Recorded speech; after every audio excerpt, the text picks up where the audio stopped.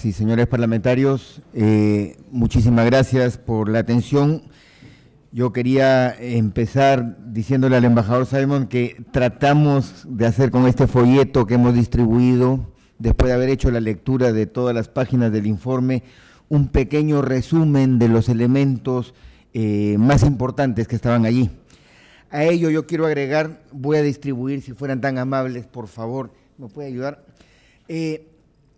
He sacado 10 copias. Lo que ocurre es que el cuadro que está dentro, y esta fue la presentación que está en el informe sobre los 4 escenarios, me parece fundamental, clave, entenderla, conocerla, pero además a eso le hemos agregado la Declaración de Antigua. La Declaración de Antigua de la 43 periodo de sesiones de la Asamblea General de la Organización de Estados Americanos, porque me parece clave que acá en el Parlamento andino se puedan conocer algunos de sus criterios. Y en tercer lugar, he colocado una primera página de un informe que salió hace 2 días en la Comisión Interamericana de Derechos Humanos. El informe sobre la situación de las personas privadas de la libertad en el hemisferio. Y la verdad, si ustedes revisan esa última página, los principales 10 problemas de las cárceles en América Latina, se van a dar cuenta que el tema drogas, o mejor dicho, la persecución por la lucha contra las drogas es responsable de por lo menos la tercera parte de esos problemas en el hemisferio. Empiezo tomando las palabras del secretario general, José Miguel Insulza, cuando señalaba que este proceso no es ninguna conclusión, es el inicio de un debate. Y así lo quiero plantear porque me parece clave que desde el Parlamento andino, y de plano quiero entrar en materia, si uno tuviese que preguntar en este momento, 2013, cuáles son o cuáles podrían ser las banderas indefectibles que el Parlamento por trayectoria, por experiencia y por posicionamiento podría tomar en relación al tema de drogas, hoy yo lo plantearía, son 6 puntos. El primero, ya lo planteó el embajador Simon, no se pueden hacer políticas públicas sin evidencia científica. Y en los últimos 40 años en el hemisferio hemos tenido políticas públicas basadas en un proceso que viene de arriba hacia abajo y no sobre la base de lo que ocurre en nuestras comunidades urbanas y rurales. En segundo lugar, no puede haber una política pública de drogas que de una u otra manera contradiga los estándares mínimos en materia de derechos humanos. Y ahí hablamos de debido proceso, de derechos culturales, de soberanía y autonomía, de seguridad ciudadana, de participación ciudadana, en fin. En tercer lugar, un criterio que me parece fundamental es que todos los temas relacionados a los usos de drogas, legales e ilegales, son materia de salud pública. Y en ese sentido no hay que hacer sino reconocer el proceso y el resultado del artículo 284 de la Constitución del Ecuador que convierte al tema de los usos y abusos en tema de salud pública. En cuarto lugar, y esto es enfocando fundamentalmente la problemática de la justicia penal, ya Ana María me ha relevado de poder hacer algún comentario, pero lo que ocurre en Chile, podemos decir, ocurre en todos los países del hemisferio. Yo lo que me felicito es la posibilidad y la capacidad, y me temo que es porque hay una persona conocida presa que ha permitido que 42 personas o más conocidas del escenario local puedan haberse permitido plantear las contradicciones de una ley determinada. Ojo, ley 20.000 en Chile, 1008 en Bolivia, 108 en Ecuador, el decreto 30 en Colombia, el 22095 en Perú. Todos nuestros países se caracterizan por tener estas leyes ómnibus. Bajo ese criterio, entonces, ¿qué situación estamos viviendo hoy en América Latina? Parafraseando al viejo Marx, uno diría, un fantasma recorre el hemisferio, el fantasma de la reforma de las políticas de drogas. Y qué curioso, nadie pudiese haber pensado que América Latina, que durante 40 años fue el escenario privilegiado de las políticas públicas más represivas, más simplistas, simbólicas y discursivas, sea el escenario del cambio. ¿Qué cosa ha ocurrido para que dos países tengan reformas constitucionales? Me refiero a Bolivia y al Ecuador. Me refiero a sentencias fundamentales de Cortes Supremas como la uruguaya o algunas que se están tramitando en Chile. Me refiero a mecanismos administrativos como los del Ecuador, que permitió un proceso de indulto con bajísimos niveles de reincidencia para los más de 3.000 personas que usufructuaron de ese beneficio bien dado, y no como ocurre en otros países como el mío, en donde el indulto para narcotráfico es objeto de un negocio rentable para determinadas tiendas políticas. ¿Qué tuvo que pasar? Bueno, hay visiones y visiones. De lado, por ejemplo, si uno tuviese la posición del presidente Pérez Molina de Guatemala, uno pudiese indicar efectivamente, Guatemala es el país medular que ha sufrido las consecuencias de la guerra contra las drogas y del narcotráfico al mismo tiempo. Y como bien lo dijo él en su discurso inaugural en Antigua, ya no podemos seguir haciendo más de lo mismo. Honduras, El Salvador y Guatemala tienen los mayores indicadores de muerte por homicidio, muerte por arma de fuego, por asesinato del mundo. Y esto tiene directa consecuencia con la dinámica que ha tenido la guerra contra las drogas en América Central. ¿Cómo es posible que en países como Colombia, tras 40 años de conflicto armado y en donde el tema de las drogas ha sido un componente fundamental, un presidente levanta la voz y señala al mundo y le señala a los colegas del hemisferio: un momento, esto no ha funcionado? América Latina tiene por qué decir, y Colombia en particular, por qué no ha funcionado. Revisemos. Y como bien lo señaló el embajador Simon, este producto es importante porque responde a las dos interrogantes. A la primera, que era, ¿qué hemos hecho? ¿Qué hemos hecho en estos 40 años? Y la segunda, explorando alternativas. Al mismo tiempo, en el mundo se está produciendo progresivamente una tendencia a revisar lo que ha ocurrido. Entre el año 98 y 2008, Naciones Unidas emprendió un proceso de revisión de las políticas globales ejecutadas para combatir el narcotráfico. El año 2008, la Oficina de Naciones Unidas señalaba en Viena: al menos hemos contenido el problema, decía Naciones Unidas. Sin embargo, si uno revisa las cifras del Informe Mundial de las Drogas del 2012, permítanme señalarles una enorme contradicción. La región andino-amazónica produce 1.100 toneladas anuales de clorhidrato de cocaína.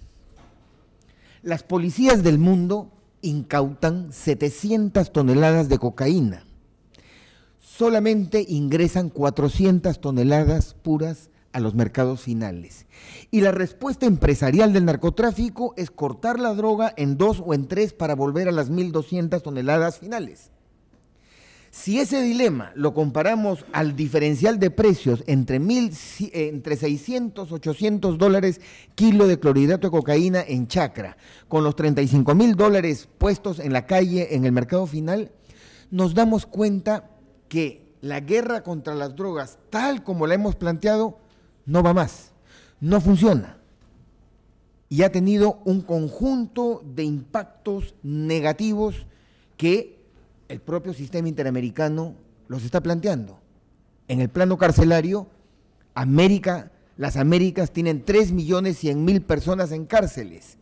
Y de acuerdo a lo que conocemos por los estudios existentes en relación a los delitos de drogas, en gran parte de ellos los delitos de drogas son culpables de la 1/4 parte de esa población penitenciaria.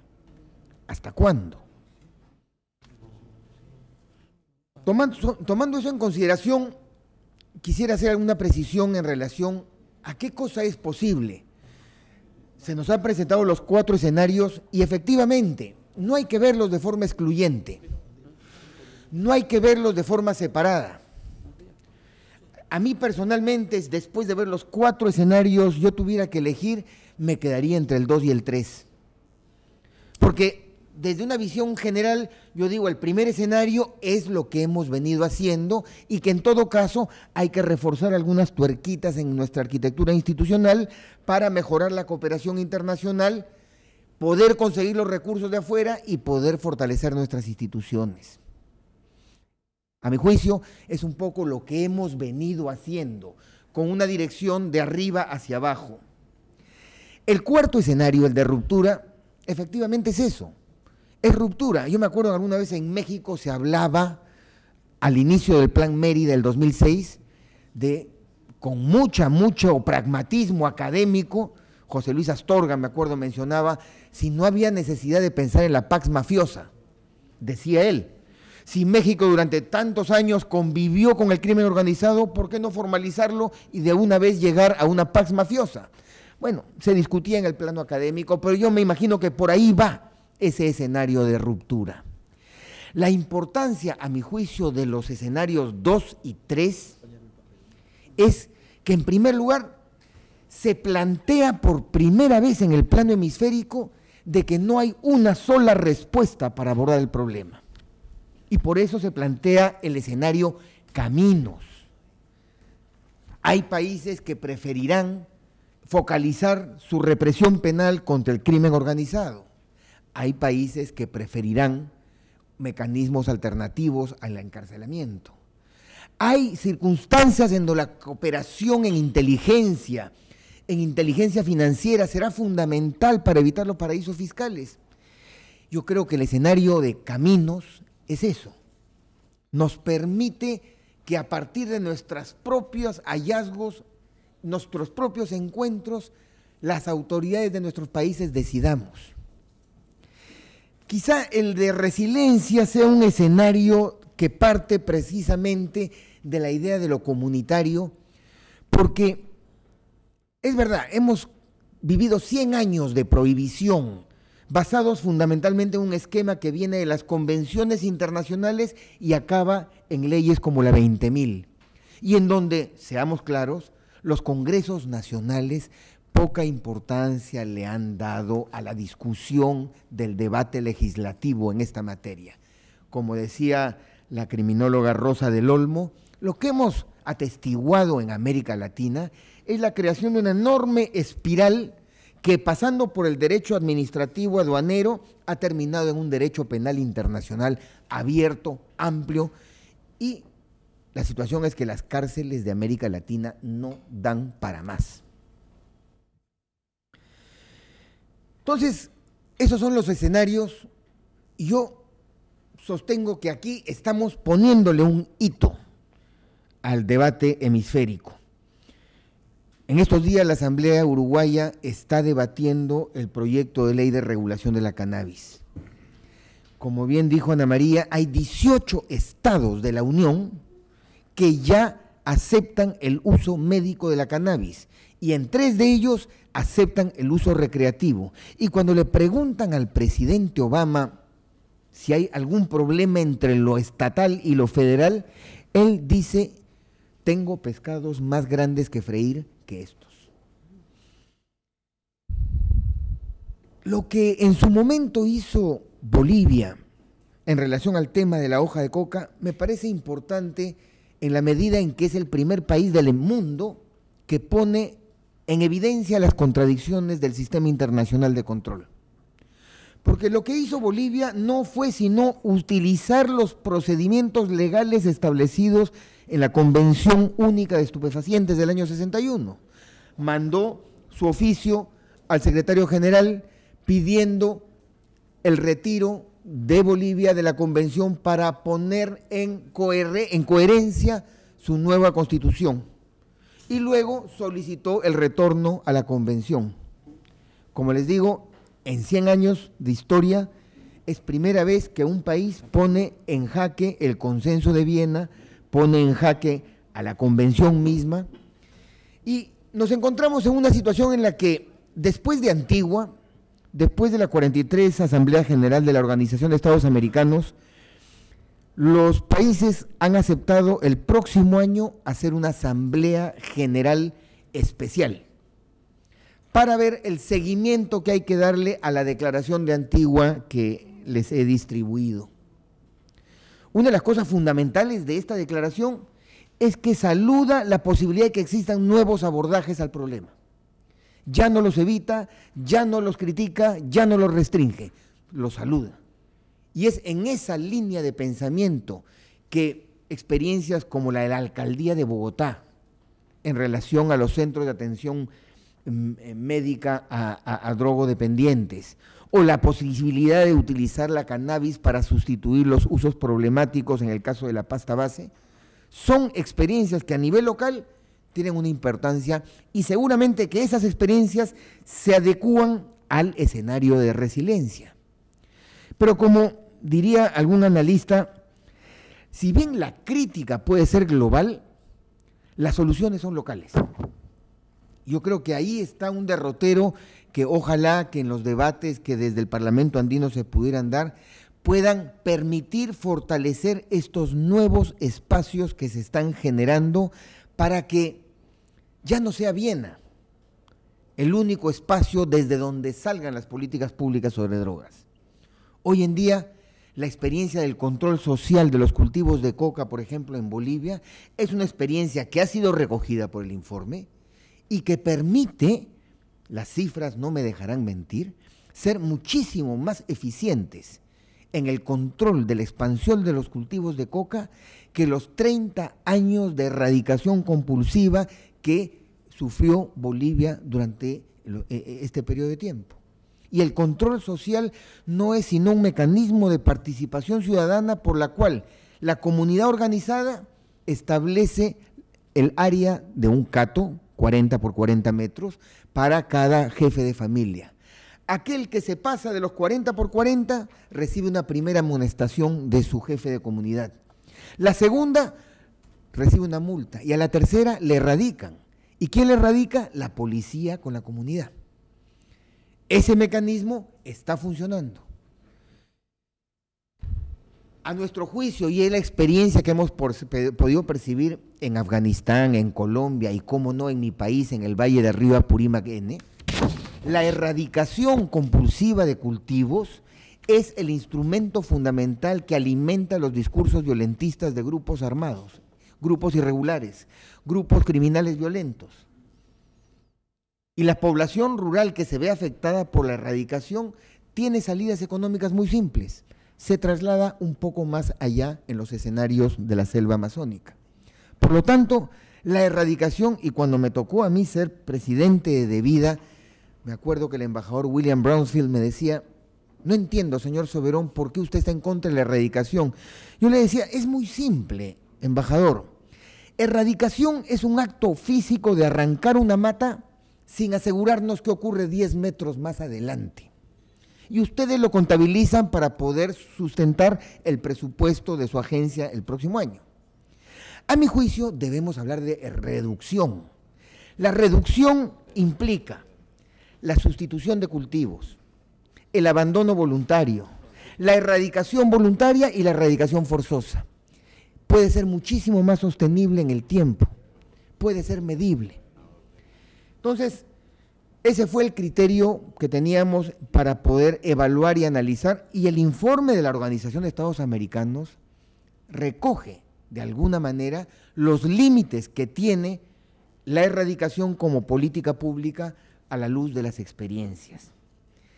Algo similar con el concepto del desarrollo alternativo. Este concepto que ha venido evolucionando desde el simple reemplazo de una mata de coca por una mata de café, como si la conversión económica de lo ilícito y lo lícito fuese inmediata, tampoco ha sido así.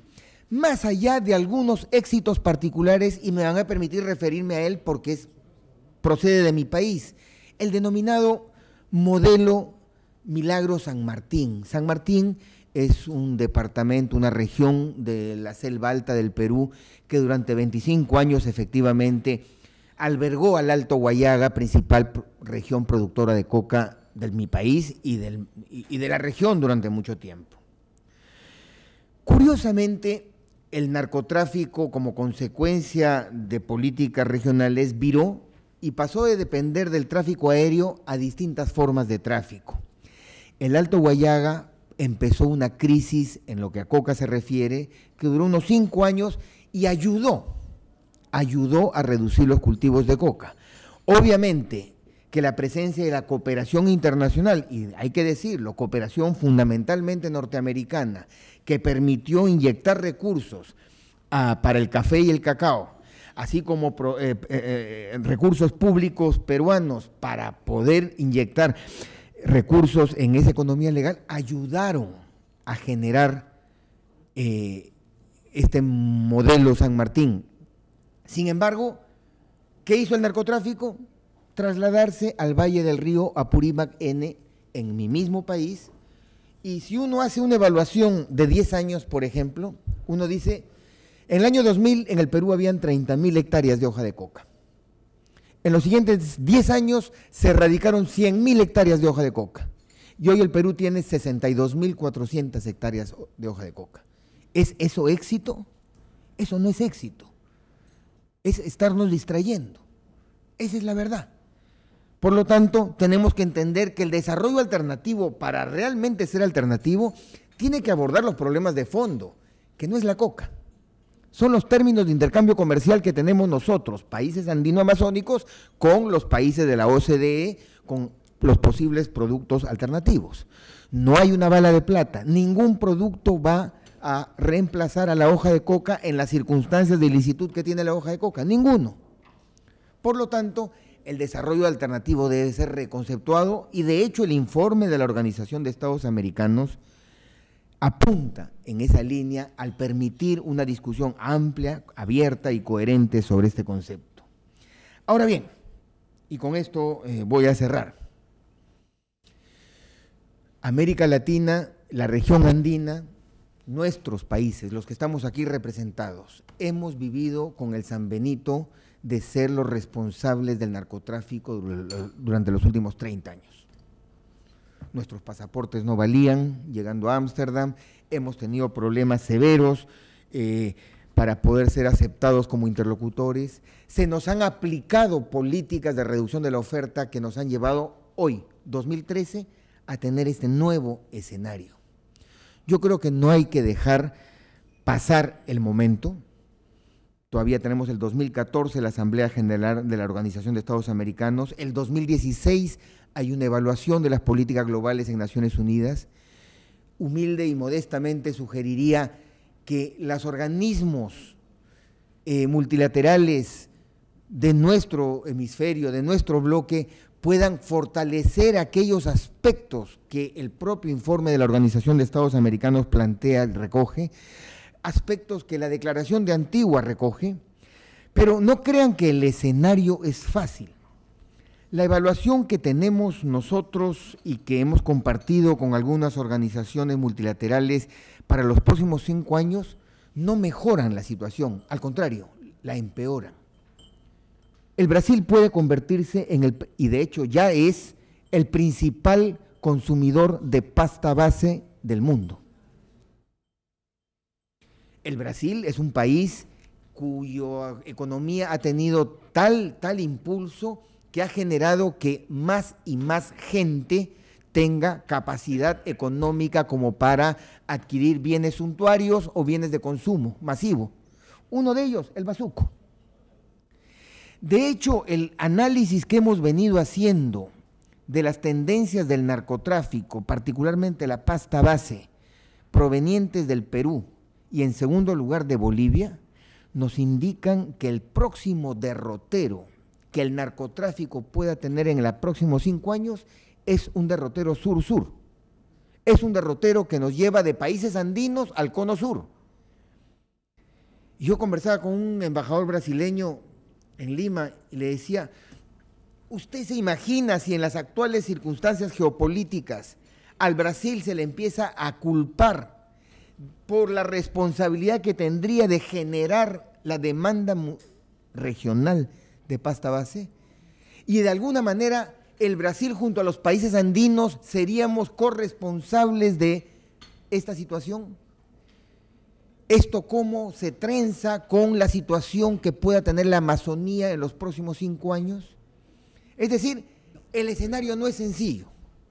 Lo que me parece claro es que si continuamos haciendo más de lo mismo, no vamos a poder tener ninguna oportunidad de cambiar la dinámica ni la tendencia regional. Solamente si es que nos inscribimos en aquellas partes de los 3 primeros escenarios que nos dan elementos de salida, vamos a tener una posibilidad de poder variar progresivamente las tendencias que hay sobre tráfico, consumo y producción en el continente. Para terminar, insisto en la necesidad en que el momento que presenta el 43 Asamblea General de la Organización de Estados Americanos es vital, es clave.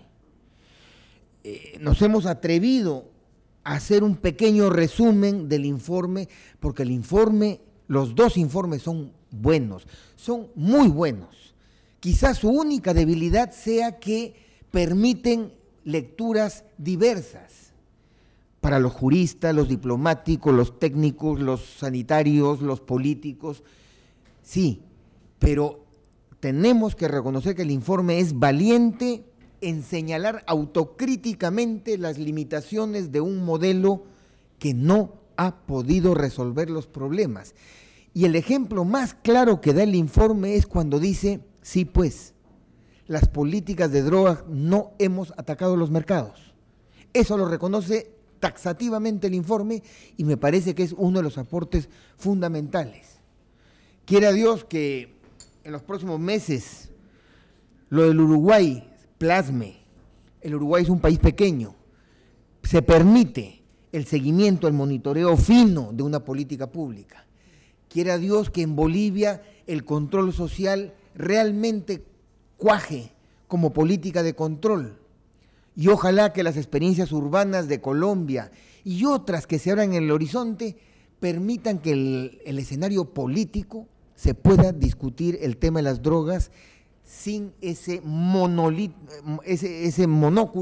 que solamente nos permitía hablar de guerra, de lucha, de combate, cuando lo que en realidad hacíamos era permitir, corromper, violentar. Para hablar seriamente sobre drogas tenemos que hablar seriamente de salud, de derechos humanos, de justicia, de debido proceso. Muchas gracias.